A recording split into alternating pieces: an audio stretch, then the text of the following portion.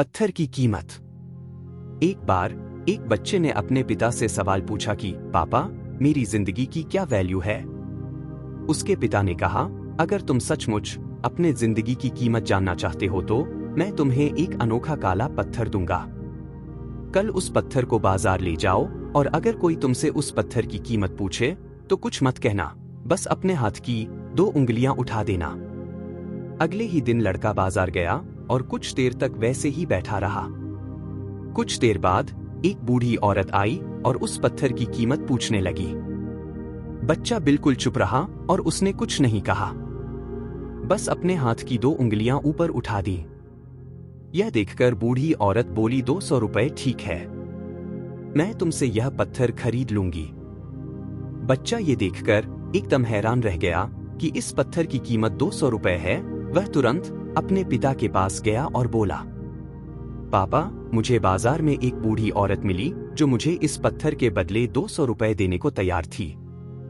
पिता ने कहा, ठीक है, अब तुम इस पत्थर को किसी पत्थर की दुकान में ले जाओ और अगर कोई इसकी कीमत पूछे तो कुछ मत कहना, बस अपने हाथ की 2 उंगलियां दिखा देना। अगले दिन बच्चा पत्थर की दुकान पर गया। दुकान पर काउंटर के पीछे एक बूढ़ा आदमी खड़ा था। जैसे ही उसने इस पत्थर को देखा तो उसके होश उड़ गए।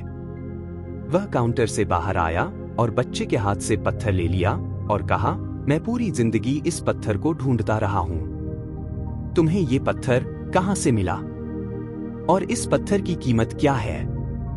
इस बार भी बच्चा चुप रहा और उसने अपने हाथ की 2 उंगलियां ऊपर उठा दी। यह देखकर बूढ़े आदमी ने कहा, ठीक है, 20,000 रुपए, मैं तुम्हें इसके लिए 20,000 रुपए देने को तैयार हूं।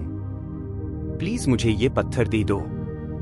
बच्चा दौड़कर फिर अपने पिता के पास गया और बोला, पापा, मुझे दुकान में एक आदमी मिला जो मुझे इस पत्थर के लिए 20,000 रुपए देने को तैयार था।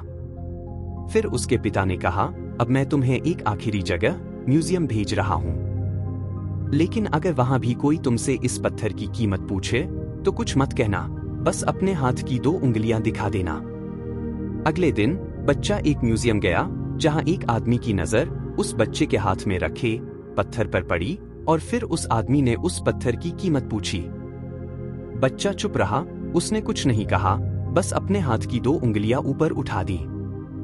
यह देखकर उस आदमी ने कहा, ठीक है, 20 लाख रुपए, मैं तुम्हें इस पत्थर के लिए 20 लाख रुपए देने को तैयार हूं। यह सुनकर बच्चा चौंक गया और सोचने लगा, इस काले पत्थर के 20 लाख रुपए। यह देखकर बच्चे को अपनी आंखों पर यकीन नहीं हुआ और बच्चा दौड़कर फिर अपने पिता के पास गया और बोला, पापा, म्यूजियम में मुझे एक आदमी मिला जो मुझे इस काले पत्थर के लिए 20 लाख रुपए देने को तैयार है। यह सुनकर उसके पिता ने कहा, अब तुम अपने सवाल के बारे में फिर से सोचो और बताओ कि अब तुम्हारी जिंदगी की क्या वैल्यू है और क्या हो सकती है।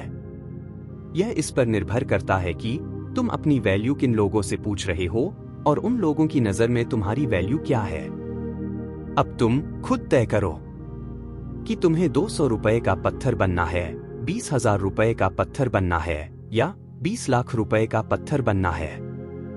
दोस्तों, अगर आप ये बात दुनिया से पूछोगे कि आपकी वैल्यू क्या है, तो ये बात दुनिया नहीं बता सकती।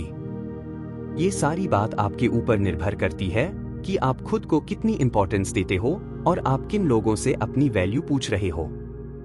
आपके जीवन में ऐसे कई लोग होंगे जिनके लिए आप कुछ नहीं हैं, वो सिर्फ आपका इस्तेमाल करेंगे, और कुछ लोग ऐसे भी होंगे जो आपकी कीमत समझेंगे, और जो आपकी कीमत समझेंगे वो आपकी उतनी ही इज्जत करेंगे। इसलिए अगर कोई इंसान आपकी कीमत न समझे तो निराश मत होना, क्योंकि हीरे की परख केवल जौहरी ही कर सकता है।